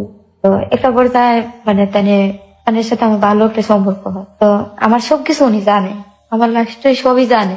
জানার পরে সবকিছু যাই না, উনি আমার সাথে মানে একটা অফার করে সম্পর্ক করার। তো উনি কি বিবাহিত ছিল? হ্যাঁ, উনি বিবাহিত ছিল। উনি আপনার সবকিছু জেনেছে এবং এটা খুব স্বাভাবিক, আপনার সম্পর্কে বুঝতে পেরেছে যে আপনার একটা সাংসারিক দুর্বলতা আছে, এটা খুব সহজেই বোঝা যায়। তারপরে উনি অফার করে। অফার বলতে কি, প্রেমের সম্পর্ক নাকি অন্য কোনো ধরনের অনৈতিক সম্পর্ক? না মানে আমার বিয়ে করব, এরকম একটা কথা বলে। আমার বিয়ে করব। তখন তো আপনার ডিভোর্স হয়নি হাজবেন্ডের সঙ্গে? ডিভোর্স কি হয়েছে? হ্যাঁ, আমি পরে ওর বাবার ডিভোর্স দিয়ে দিচ্ছি, ও বিয়ে করছে। মানে না না, আপনি যখন এই সম্পর্কের সঙ্গে জড়াচ্ছেন, মানে এই ধরনের যে আপনাকে মুহুরি অফার করেছে, তখন কি আপনি ডিভোর্স? হ্যাঁ, তখন আপনি ডিভোর্স হয়ে গেছেন? হ্যাঁ, যখন আমার বাচ্চাটা বিক্রি করে ফেলছিল তখনই আপনি তখনই divorce ডিভোর্সটা দিয়ে দিয়েছেন। আচ্ছা, বলেন তারপর। তারপরে আমি বলছি যে আচ্ছা ঠিক আছে, আপনি তো সবই জানেন। উনি আবার আমাদের বাড়িতে আসা যাওয়া ছিল, আচ্ছা। ওনার আব্বা মুহুরি ছিল, আমার আব্বার সাথে পরিচয় ছিল। আচ্ছা। ছোটবেলা যাইতাম, দেখতাম, ওই সময়তেই উনি করতো। আচ্ছা। তা আমি বুঝতাম না, ওই সময় বুঝতাম না। তো যখন ফোন নাম্বারটা দেওয়া আসার পরে উনি বলতো যে এই ছোটবেলা তুই করতেছি, আমার নেদে করে করতো যে তুই তো মানে পাত্তাই দেস না, করিস না, সেই না। তো মানে অনেক কিছু বলার পরে আমি কইতাম ওই ছেলেটার নাম জুয়েল। তো বলতাম যে জুয়েল ভাই, আপনি তো আমার সবই জানেন। আমার এমন না যে আপনি কিছু জানেন না, আমাদের বাড়ির যা নায়েন সবই জানেন। পরে কইছে যে সমস্যা কি, তুই চাকরি করবি, তোর খরচ যা আছে আমি দিমু, তুই চাকরি করবি, চাকরি করে তোর চাকরির টাকা তোর ছেলে পালবি। তো অনেক কিছু কইরা তো হঠাৎ একদিন বলতেছে তার সাথে বেড়াইতে যাওয়ার জন্য। তো আমি বলছি আচ্ছা ঠিক আছে, তো ওর সাথে বেড়াইতে যাই নরসিং দিয়ে হাতির দিয়া। পরে শুনতে পাচ্ছি যে ওর মামা না, বলছে যে ওর মামার বাড়িতে। পরে শুনছি যে ওই যে সে তো মুহুরি মানে আসে মামলার জন্য, ওর সাথে ওই পরিচয়। তো ওইখানে যে পরিচয় দিচ্ছে যে আমরা স্বামী স্ত্রী, ঠিক আছে। তো ওইখানে রাত্র থাকছি, তার সাথে আমার ফিজিক্যাল রিলেশন হয়ে যায়। হ্যাঁ। ওকে। তারপর ওইখান থেকে আসার পরে ওনার সাথে আর আমার যোগাযোগ নাই। তো মানে যোগাযোগ নাই বলতে মানে ওইখান থেকে আসার পরে আমার আর ফোন দেয় না, আমি ফোন দিলে আর ধরে না। মানে এই সম্পর্কটা হওয়ার পরে আর ফোন দিলে ধরে না? না। আচ্ছা, তো মুহুরি কি বিবাহিত ছিল ওই সময়? হ্যাঁ, অবিবাহিত। তো কি বলছিল আপনাকে বিয়ে করবে, কিভাবে বিবাহ করবে, আগের বউটাকে ডিভোর্স দিয়ে বা এরকম কোনো কিছু? না, ওটা বলছে না, বলছে দেখাইছে মানে আমাদের আর্থিক অবস্থাই, ওদের আর্থিক অবস্থা ভালো, দুটো বউ সে চালাতে পারবে এরকম। নরসিংদীর ভিতরে 2টা বাড়ি আছে, 5তলা, মানে সব দিক দিয়েই ভালো। আচ্ছা, ঠিক আছে। তা আমি স্বীকার করতাম না যে দেখেন এটা কোনোদিন সম্ভব না। আর আমার 3টা বাচ্চা, আমার 3টা বাচ্চা, এটা আপনি নিজে জানেন, নিজে দেখছেন, এটা সম্ভব না। পরে তাই অনেক কিছু বুঝাই টুজাইয়া পরে আচ্ছা ঠিক আছে, এত লোক ফোনে কথা বললে এতো না, তা আমরা এক জায়গাতে বেড়াই গা, পরে ওইখানে যাই কথা বলবো। তো ওর সাথে গেলাম, ওইখানে যে পরিচয় দিছে যে আমি বউ, আমি স্ত্রী পরিচয় দিছে। দেওয়ার পরে ওইখানে তো আর তেমনই করতে পারি না, বাধা দেওয়ার কোনো সুযোগ ছিল না, এবং আপনার সুযোগের সে সদ্ব্যবহার করেছে। তারপর মানে ওইখান থেকে পরদিন সকালে আসার পর থেকে সে আর আমি ফোন দিলে আমার ফোন ধরে না, কাইটা দেয়, কন্টিনিউ আমার নাম্বারটা ব্যাক লিস্টে থাকে। তো আমি যদি অন্য কোনো নাম্বার দিয়ে ফোন দেই, মানে আমার কণ্ঠটা শোনার পরেই ফোন কেটে দেয়। ফোন কেটে দেয়। আচ্ছা। অনেক সময় দেখা গেছে যদি ব্যাক লিস্ট অন করে অফ করে নাম্বারটা চালু থাকে, তো অন্য ছেলেদের দিয়া ফোনটা রিসিভ করা, বিভিন্ন ধরনের কথা বলানোর পরে অনেক কিছু ভাইবা, নিজের জীবন থেকে একটা দুর্ঘটনা ভাইবা মাথা থেকে ফেলা দিছি। আচ্ছা থাক, আমার জীবনে একটা অ্যাক্সিডেন্ট, আচ্ছা হয়তো ঘুমাইছিলাম, স্বপ্ন দেখছি, ঘুম ভাঙছে, স্বপ্ন শেষ, ওকে ওইরকম একটা ভাইবা জীবনটা আবার স্বাভাবিক মাইনা নিছি। আচ্ছা তো চাকরি করতেছি ভালো, তো ভালো চাকরি করার পরে কি কারণে জানি 2-3 মাস পর আবার নরসিংদী যাই কোর্টে। যাওয়ার পরে ওনার সাথে দেখার পরে মানে উনি আবার সেই আগের মতো, তো উনি, আমি বলতেছি যে আপনি আমার ফোন ধরছেন না, এই করেন না, সেই করেন না, মানে অনেক কথা বলছি। তো বলতেছে যে ফোন ওনার কাছে ছিল না, উনি বাসায় ছিল না, বাইরে ছিল, অনেক বুঝাইছে। হুম। তারপর বুঝানোর পরে মানে আমিও বিশ্বাস করছি, ঠিক আছে, আমিও বিশ্বাস করছি। আপনি আবারও বিশ্বাস করলেন তাকে? হ্যাঁ, আমি আবার মানে এমন ভাবে বলছে যে বিশ্বাস না করার মতো না, হুম। তা আমি বিশ্বাস করছি। করার পরে এখন উনি বলতেছে যে ওইদিকে একটা বাসা নেওয়ার জন্য, ওনার সাথে আমি থাকবো। পরে আমি বলতেছি যে আমি আপনার সাথে আমি কেমনি থাকবো, কয়েকে আমি তোর বিয়ে করবো। ঠিক আছে, বিয়ে করেন, সে মনে করবেন, আর আমি চাকরি করি, আমি না তো কিছু চিনি না, আমি না কই চাকরি করবো, আপনি না হয় আমার খাওয়াইবেন, ঠিক আছে, কিন্তু আমার 3টা সন্তান, আর আমার 3টা সন্তানের সাথে মনে করেন এখন আমার দাদা দাদিরও আমার পালতে হয়, হুম, হুম, হুম, কারণ আমার সন্তান পালে, তখন তো আর কেউ খাওয়ায় না। হুম, হুম। এখন আমার নিজে না খাইয়া হলো, আমার চুরি করে হলো আমার দাদা দাদির খাবারটা আগে দেখতে হইব। পরে কয় তাহলে তুই যেন থাওস, হেন চাম আমি। পরে মানে অনেক কিছু করার পরে মানে এমন করছে, আমার দুর্বল বানাইছে। পরে বলতেছে যে মানে উনি আমার বাসায় আইবো, তা আমার বাসায় আসবো, বেশ ভালো কথা। মানে ওই দিন ছিল শুক্রবার কোর্ট বন্ধ। পরে ওই দিন ফোন দিয়া বলতেছে, তারপর আবার শনিবার, ওই দিনও তো বন্ধ, তো শনিবার দিন ফোন দিয়া অনেক রিকোয়েস্ট করতেছে বাসায় আওয়ার জন্য। আচ্ছা পরে আমি কই দেন আমার ভয় লাগে, যদি এনে কেউ কিছু জিগায় আমি কি কমু। পরে কই কে কবি তোর জামাই, আমি তো না 1 বছর যাবত থাকতেছি, চাকরি করতেছি, লোকজন তো ছেড়ে আমার তো সবাই চিনে, রাইট আর সবাই চিনে যে আমি একলা থাই, বাকি তো চাকরি করি। পরে কবি যে বিয়া করছি না, তো বাড়িওয়ালারে দিস, আমি ফোন ধরাই দিস, আমি কথা কম, ঠিক আছে। পরে আমি পরে কথা কইলেন, পরে আজকে তো শনিবার, আজকে তো সম্ভব না। পরে আমরা রবিবারে কোটাইয়া বিয়ে করিলাম, ঠিক আছে। তো অনেক কিছু করে ভাইয়া ওই সময় কি জানি কয় যে আমারও শয়তান বড় করছে। তা আমি বলছি আচ্ছা ঠিক আছে, কথায় আমি বাড়ি এলি রে বলছি যে খালাম্মা এই ঘটনা আমি তো অন্য কারো কাছে কই নাই, আমি তো বিয়ে করছি। মানে যে খালাম্মা আপনাকে বেশি আদর করে, এখনো আদর করে, হ্যাঁ। তাকে বললেন যে আমি তো বিয়ে করছি। হ্যাঁ। আচ্ছা, যাতে ওর আসা যাওয়াটা খুব ইজি করা যায় বাসার মধ্যে। হ্যাঁ, মানে উনি তো বলছে যে আজকে শনিবার, আজকে আইবো, আমি তো জানি না যে উনি বাসায় এসে থাকবো, মানে বাসায় আসবো, চলে যাইবো, রবিবারে বিয়ে করব, তারপর সে বাসায় আসবো।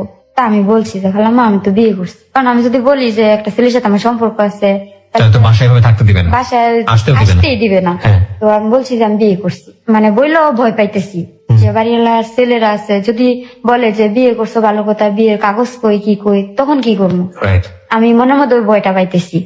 তারপরে ওনারে ফোন ধরাই দিছি, কথা তো উনি অনেক কথা বলছে, তো এত ভালো কথা বলছে যে মানে আমার সাথে আপন হয়ে গেছে উনি তাদের কাছে। খালাম্মার কাছে। তো বাসা আসতে বিকাল বেলা, আসার পরে মিষ্টি টিষ্টি নিয়ে আসতে, তো এখন তো আর আমি যাইবো না, আমি তো ওনারা বলতেছি চলে যাইতো। এখন তো মানে বাসারও সবাই আমারে বেড়ে ধরছে যে বিয়ে করছো, তো জামাই আইসে, তো জামাই আজকে যাইবো কাছে। এখন আমি পড়ছি সবার চাপের মধ্যে, তো ওনার বাসায় রাখার পরে ওই দিনও তার সাথে আমার ফিজিক্যাল রিলেশন। তো এমনি ভাবে উনি রবিবারে বিয়ে করতে পারে নাই, ওনার নাকি এই করে মুড়ি দেখে করে বিয়ে হইব না, ঢাকা আসতে হইব। এগুলো উনি আপনাকে বলেছে? ঢাকা আসতে হইব, এখন আমার আসতে হইব না, আমি কাগজ টাগজ ছবি টবি দিলে হইব। তো তারপর 1 সপ্তাহ পরে আরেকদিন যায় বাসা, তো এখন তো আর কেউ নিষেধ করে না, যেহেতু জামাই সবাই জানে। তো যাওয়ার পরে এই জাস্ট স্বামী পরিচয় দেওয়ার পরে উনি 2 দিনে বাসায় যায়। আচ্ছা। আর এই 3 দিন ওনার সাথে আমার ফিজিক্যাল রিলেশন, তারপর থেকে আর আমার ফোন ধরে না, ঠিক আছে।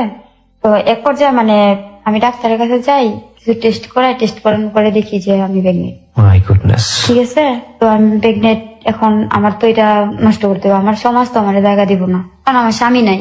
This is the hardest reality of this, মানে অফ হার লাইফ। এবং এটা রেডিওতে শুনতে আপনাদের হয়তো বা অনেকে একটু চমকে যেতেও পারেন এই সিচুয়েশনে এসে, বাট এই সমাজের কোনো বিচ্ছিন্ন ঘটনা এটা না। এরকম অনেক রোগী আছে, এরকম অনেক মুহুরি আছে হয়তোবা, এবং এরকম এর চেয়েও বেশি অনাকাঙ্ক্ষিত ঘটনা আমাদের সমাজে আছে। যাই হোক, অবাক হওয়াটাই স্বাভাবিক, অবাক জীবনেরই একটা অংশ। বলেন তারপর। এবং এই জন্যই হয়তো আমরা বলি যে life is more than drama. তারপর তারপর আমি প্রেগনেন্ট এখন তো মানে আমি আর কারো কাছে বলি না, হুম, যেটা বলার মতো না। জি, এখন নিজে নিজে ওষুধ খুঁজি যে কিভাবে কি করা যায়। আচ্ছা, এখনো তো এগুলো করি নাই, কিনি না, জানি না। হুম, তো ভালো লাগে না, কাজে যাইতে পারি না, মানে কোনো কিছুই ঠিক মতো ডিউটিও করতে পারি না। তো আমি বাড়িয়ালির কাছে বলি, সব খুলে বলছি, এখন সত্যিটা ওনার খুলে বলছি হুম, যে অন্তত আমার বাঁচতে হইব। বলছি যে খালাম্মা এই ঘটনা, তো তাই না আমার অনেক বকাঝকা দিছে, ই করছে, আর বকছে যে ভালো জানছি, ভদ্র জানছি, হুম, এরকম। পরে প্রথমে উনি বলতো যে না তুমি বাচ্চা নষ্ট করো না, খোঁজ খবর নেই না, দেখেছে তোমার বিয়ে করছে না, হুম, বাচ্চা হইলে তুমি বাচ্চা লইয়া সামনে গিয়ে দাঁড়াইবা, উনি বলতো আমার এটা। ওকে, তো আমি তো জানি যে কি হয়েছে। পরে এক পর্যায়ে আমি সত্যি কথা বলার পরে তো আমি বাচ্চাটা নষ্ট করি। বাচ্চাটা নষ্ট করার পরে আমি বেশ কিছুদিন অসুস্থ থাকি। হুম। অসুস্থ থাকার পরে আমার চাকরিটা চলে যায়। আপনি কি ওনাকে জানিয়েছিলেন যে আপনি বেবি কনসিভ করেছেন? হ্যাঁ, উনি কি বলেছিল? উনি আমারে অনেক অভদ্র ভাষায় কথা বলছে যে কার বাচ্চা, কিসের বাচ্চা, মানে ভাষা প্রকাশ করার মতো না। এই জায়গাটায় দুটো জিনিস হতে পারতো। একটা হচ্ছে উনি চাইলে এই বেবিটা নিয়ে মামলা করতে পারতেন কোর্টে, এবং যদি মামলা করতেন তাহলে যে ভদ্রলোক এই কাজটা করেছে, ভদ্রলোক বলাটা ঠিক হবে না, অভদ্রলোক অফকোর্স, তিনি কিন্তু লং টার্মের জন্য ফেসে যেতেন। এবং আইনি বিচার, বিশেষ করে নারী নির্যাতনের যে বিচার, সেটা কিন্তু খুব শক্তিশালী বাংলাদেশে। কিন্তু কথা হচ্ছে, যদি মহিলাটা এই কাজটা করতেন, সমাজ তাকে কোন চোখে দেখতো? ধরুন ওই ছেলেটার বিচার হলো বা আদৌ হলো না, অথবা সেই ছেলেটা বিপদের মধ্যে থাকলো, শেষ পর্যন্ত রেজাল্ট কি হতো? সামাজিকতার দৃষ্টিকোণ থেকে মেয়েটার কি হতো? মেয়েটার দিকে সবাই কি দৃষ্টিতে তাকাতো? আর ওই ছেলেটা যদি দুনিয়াতে আসতো, ওই ছেলের জীবনটা কি হতো, কিংবা বেবিটার জীবন কি হতো? এই প্রশ্নগুলোর সমাধান আমাদেরকে কি আইন দিতে পারবে? এই প্রশ্নগুলোর সমাধান তো সামাজিক ভাবেই করতে হবে। সামাজিকতার জায়গা থেকে আমি আপনি কি পারবো ওই বেবিটার দিকে খুব সহজভাবে তাকাতে, কিংবা এই মহিলার দিকে খুব সহজভাবে তাকাতে? সেই বোধ কি আমার মধ্যে আইন বা নিয়ম কানুন জন্মগ্রহণ করিয়ে দেবে? This is really impossible. সমাজের এই জায়গাটায় পরিবর্তন হওয়াটা খুব জরুরি। এবং আমরা প্রথমত চাই না এরকম অনৈতিক ঘটনার জন্ম হোক। আমরা প্রথমত চাই না যে একটা শিশু যদি একেবারে রুট কজ খুঁজতে যায়, যে এই যে মেয়েটির আজকে এইরকম একটা দুর্দশা, এই দুর্দশার পেছনে আসলে মূলত কে দায়ী, তাহলে ওর পরিবার, ওর বাবা মায়ের বিচ্ছিন্নতা, ওর মা, যে মা পাগল থাকা অবস্থায় প্রপার ট্রিটমেন্ট হয়তো পেলো, তার ফ্যামিলি থেকে পায়নি, এবং সে অবস্থা তার ফ্যামিলিতে ফিরে আসা, তখন ওর মার কাছে ওদেরকে বড় হতে না দেয়া, ওর বাবার কাছ থেকে ওর আসল মায়ের বিচ্ছিন্নতা, সৎ মায়ের ঘরে অনাদারে বড় হওয়া, এবং একটা পর্যায়ে গিয়ে অপাত্রের হাতে, মানে কুচ চরিত্রের একজন লোকের হাতে তুলে দেওয়া, এবং তারপরের একের পর একটা ঘটনার সাথে কিন্তু একটা ঘটনা জড়িত, এবং সমাজে সেখানে কি ওর করার কিছুই নেই। যাই হোক, আমাদের বাস্তবতা মেনে নিয়ে সামনের দিকে এগোতে হবে। This is the hardest reality of the society. বলুন তারপর আমি বাচ্চাটা নষ্ট করার পরে এখন মানে লজ্জায় আমি বাড়িয়ালির সাথে যে ভালো একটা সম্পর্ক ছিল, ওনার কাছে মানে একটা কিছু চাইতে পারি না। তো আমার ছোট ছেলেটা অনেক অসুস্থ। 1 মাস পরে আমার দাদি ফোন দিছে, ফোন দিয়া বলতেছে যে সুজনে যদি তোর দেখতে মন চায় তাই দেখা যায়, তোর টাকা দরকার। সুজন মানে আপনার ছেলে? হ্যাঁ, আমার ছোট ছেলে, একদম ছোট ছেলেটা। হ্যাঁ। তারপর একজনের কাছ থেকে 50টা টাকা নিয়ে আমি বাড়িতে যাই। তো যাওয়ার পরে আমার বড় ছেলে, মেজো ছেলে সবাই দৌড়ে আসছে, মা আসছে। তো অন্য সময় তো যাওয়ার সময় অনেক মজাটা যাওয়ার ফল টল নিয়ে যেতাম। তো ওই সময় তো আমার চাকরিটাই কিছু নাই। তো যখন প্রতি সপ্তাহে বাড়িতে যাইতাম, তো এই যে নরসিংদী 5 দোনা বলে, 5 দোনা মোর একটা ফলের দোকান আছে, ওই ফলের দোকান থেকে আমি প্রতি সপ্তাহে ফল টল নিয়ে আসতাম আমার ছেলেদের জন্য। তো ওই ফলের দোকানওয়ালা মানে ইসলামি টিটামি করতো, দুষ্টামি করতো। তো হঠাৎ করে যে ভাবলাম যে হয়তো ওনার সাথে একটু পরিচয় হয়েছে, সম্পর্কটা একটু ভালো, যেহেতু ভালো কথা বলি, দেখি। পরে আমি বলি যে আচ্ছা ভাই, আমার একটু উপকার করতে পারবেন? পরে বলে যে কিন্তু ভাই, আমি তো কিছুদিন অসুস্থ ছিলাম, আমার চাকরিটা চলে গেছে, আমার ছেলেটা অনেক অসুস্থ, আপনি যদি আমার 500 টাকা ধার দেন, ছেলেটা নিয়ে হাসপাতাল যেত। পরে উনি বললে উঠছে কি যে 500 টাকা কেন, তোমার 1000 টাকাই দিব, আয়ো বেড়াই গা। আমি আপনার কাছে 500 টাকা চাইলাম, ধার দিতেন, আমার ছেলেটা অসুস্থ, আর আপনি মজা লন যে বেড়াইতে যাবো আপনার সাথে। না, আমার বাবির বাড়ি যাবো, আবার আইসা করুন। আপনার বাবির বাড়ি যাইবেন, আমার নিয়ে আপনার বাবি জিগাইতো না আমি আপনার কি লাগি। তখন যখন কারো কাছেই পাই না, পরে উনি কথা বলছে, পরে তারপর আমি আমার ছেলেরে নিয়ে গেলাম ওনার সাথে।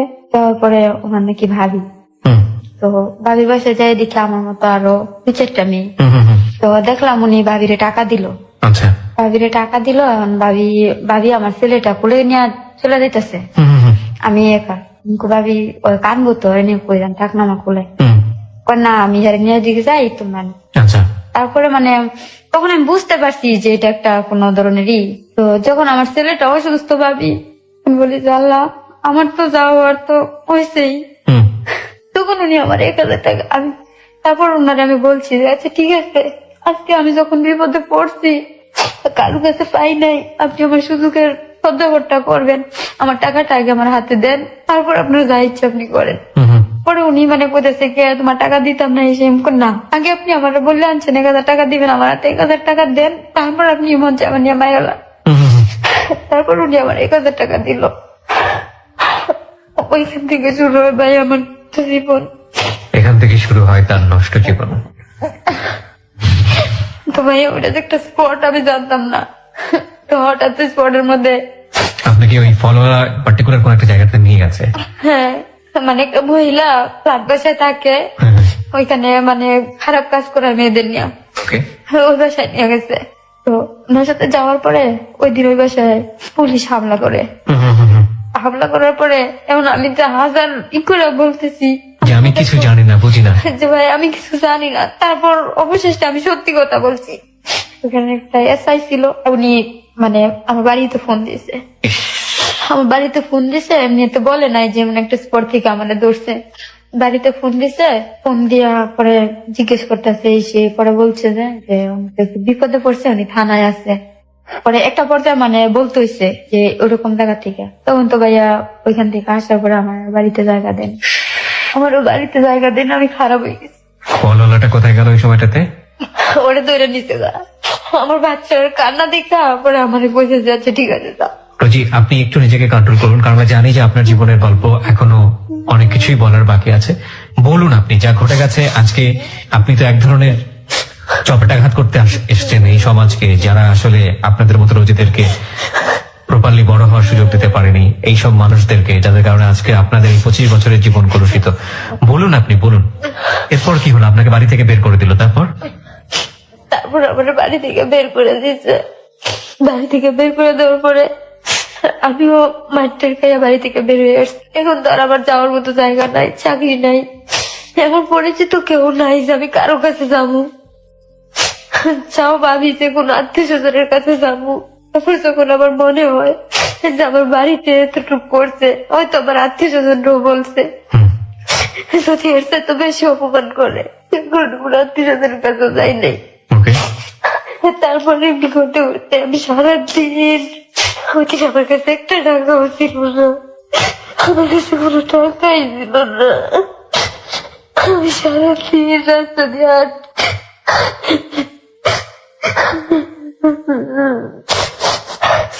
আমি সারাদিন রাস্তা দিয়ে হাঁটি। হঠাৎ আমার মার কথা ওই দিন অনেক বেশি মনে হয়। মনে হওয়ার পরে আমি তো আর আমার নানির বাড়ি চিনি না, কারণ আমার বুঝার বয়স হওয়ার পরে আমি আমার মায়েরও দেখি তাই আর আমার নানির বাড়িও যাওয়াই নেই। আসলে এতটুকু শুনতাম যে গুড়াশাল শীতলক্ষা নদীর ওই পারে আমার নানির বাড়ি। ছোটবেলা যে আমার সাথে যাইতাম নৌকা পার হইয়া, শুধু ওইটুকু মনে আছে। তার তেরতে আমি গুড়াশাল যাই, আবার পরে নৌকায় উঠি, নৌকা দিয়ে পার হলে 2 টাকা দিতে হয়, তো আমার কাছে একটা টাকাও নাই। নৌকা বাজি যখন টাকা চাই আমি পাই, আমার কাছে টাকা নাই। আমি আমার নানির বাড়ি যাবো, তোমার নানির বাড়ি কই আমি জানি না, আমি জানি না আমার নানির বাড়ি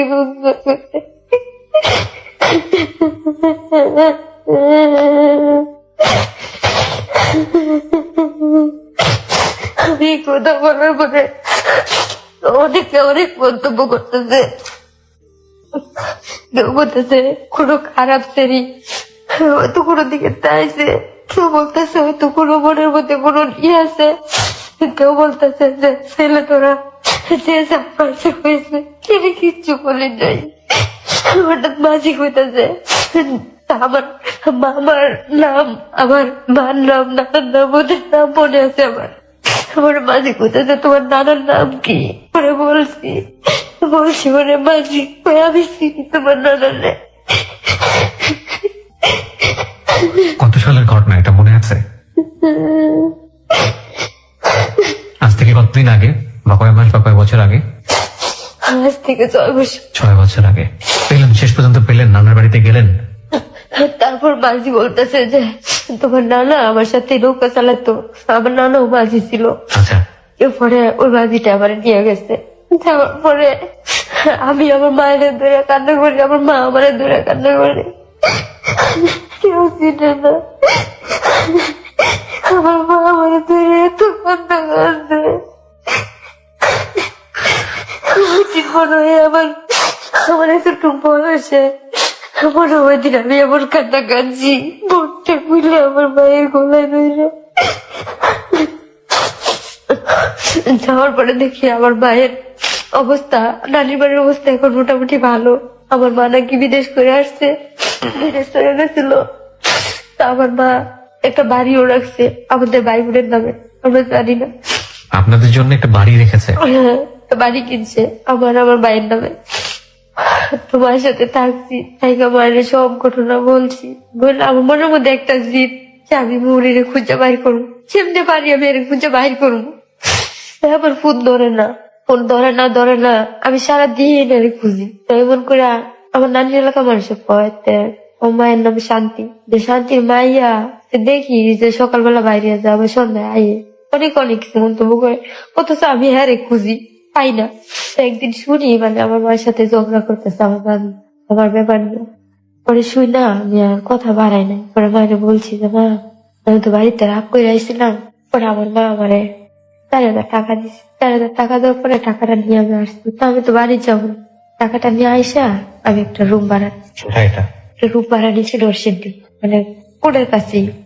যে এদিকে একটা রুম ভাড়া নিচ্ছি যে আমি এখানে থাকবো, হেরে খুঁজে বাইর করবো। আমার বাড়ি নরসিংদীতে, মানে কোর্টের কাছাকাছি। তো আমার কাছে তো তেমন কোনো সাক্ষী গ্রহণ কোনো কিছু নাই যে আমি হঠাৎ তার বাড়িতে যাবো। আর ওই এলাকার স্থানীয়, ওর সাথে অনেক ছেলের চলাফেরা আছে, তো কখন কি করে মানে ওই ভয়টা রাখতাম মনে, আর খুঁজতাম। তখন পরে ফোন দেওয়ার ধরে না, হঠাৎ মানে একটা ছেলেরে দিয়ে ফোনটা ধরাইছে। তো ফোনটা ধরে বলতেছে যে আপনি কোথায় ফোন দিছে? বলছি যে আমি তো ফোন দিছি জুয়েল। কি নাম ছিল ওর? জুয়েল? ওর নাম জুয়েল মোহরি।